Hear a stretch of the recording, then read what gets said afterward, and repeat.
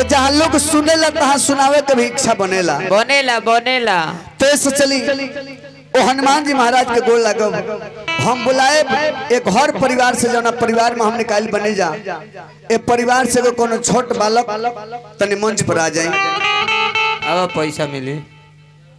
यही में से एक जना चलिए केहू चारों जुग प्रताप तुम्हारा चारों युग प्रताप तुम्हारा है प्रसिद्ध जगत उजियारा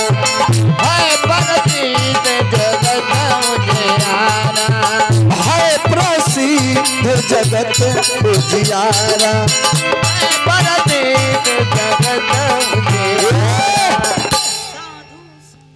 भगवान चारों युग में जकर कृपा बा आ वही हनुमान जी के गोल लागत हमने के चल चल के बा आ जाए लगा 10-2 मिनट खातिर ज्यादा समय ना लगे 2 मिनट खातिर रोल करे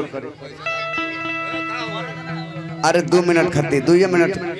ना पीला कटिया सा इतना डरल जला लेकिन भक्त तो हनुमान जी महाराज से जाके गोल लगले तो सीनवे जियान को दी है तो भाई दूसरा आदमी के भेज दिले तो यार इतना मेहनत बर्बाद भइल हमरा। का नाम अंशु बाबू हमार लाख रुपया पुरस्कार दल बने हार्दिक हार्दिक अभिनंदन स्वागत करो भगवान से प्रार्थना से मंगल कामना करते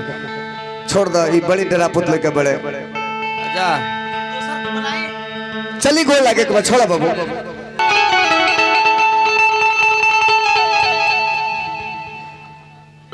भगवान बने में इतना ही डराते रहे हाँ रधि खबार तुम रखवारे साधु संत के तुम रखवारे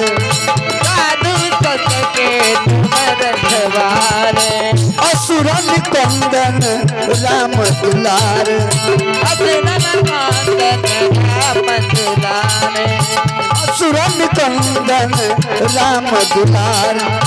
असुरन कंदन राम दुलारे। अब चली हाँ हाय दे दे अजय बाबू हेलो हाँ छोटका दे हाँ ले ले बस तने सद्दू बस बस जय हनुमान जी महाराज रुपया पुरस्कार मिलल सबके हार्दिक हार्दिक अभिनंदन स्वागत वंदन करो भगवान से प्रार्थना से मंगल कामना खातिर आज बड़ी सौभाग्य के बात बा कि हमरा परमादनी जेकर नामे बा रामचंद्र जेकरा माता जी के श्राद्ध जग में हमने को उपस्थित माने जा हाँ हेलो और वहां के द्वार पर भगवान कलयुग के देवता हनुमान जी महाराज पढ़ले बानी ताजी ये परम भाग्य के बात बा अजय बाबू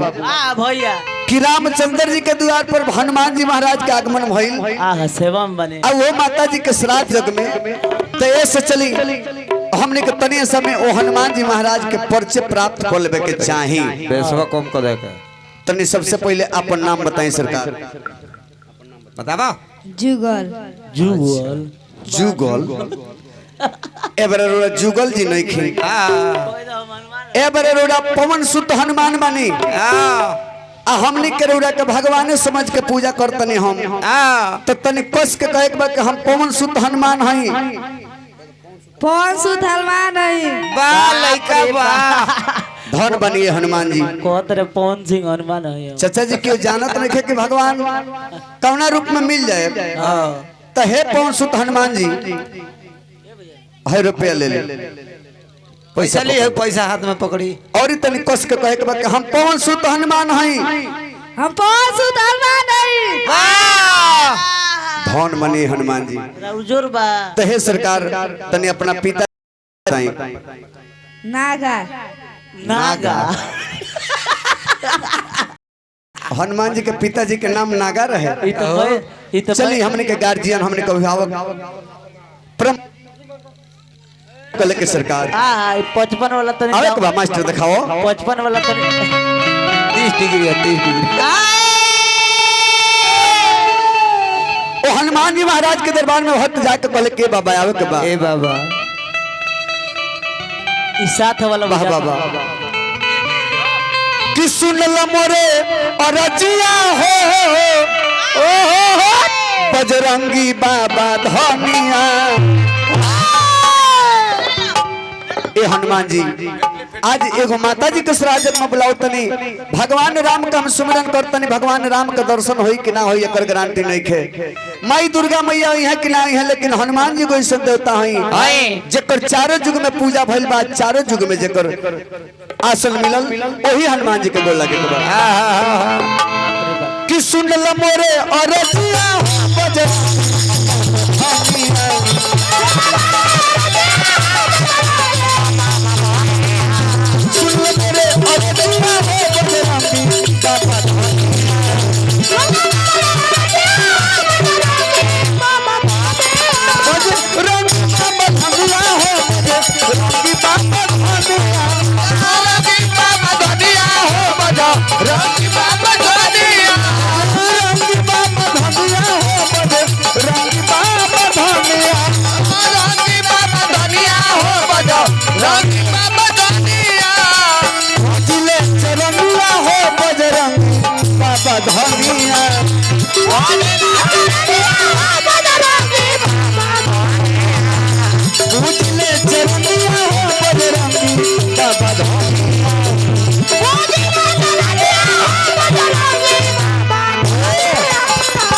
देखिन अजय बाबू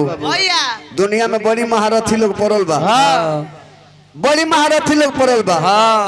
अब ए बार वहाँ के 9 बजे उपरनी है सब सेवा लेके कोठे सोखा जी के हार्दिक हार्दिक अभिनंदन करे बरौरा ऐसा रोज हमने के 2-4 गो लोग मिलेला डिस्टर्ब कंपनी के लोग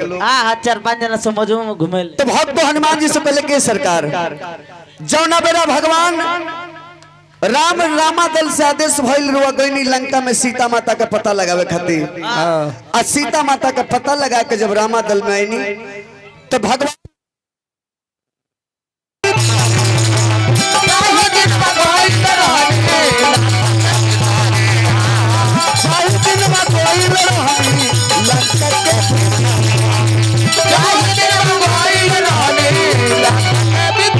ए बाबा तनिको न कोई नहीं बाबा और चिंता भी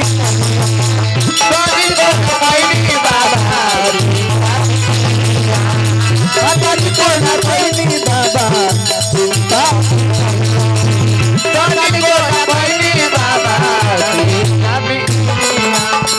ले खबरिया हो बजरंगी बाबा धनिया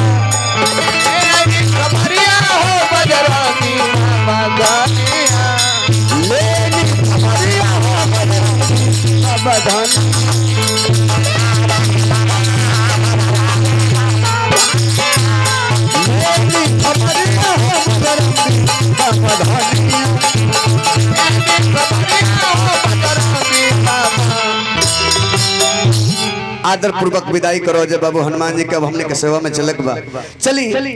परमादरणीय हमरा प्रधान जी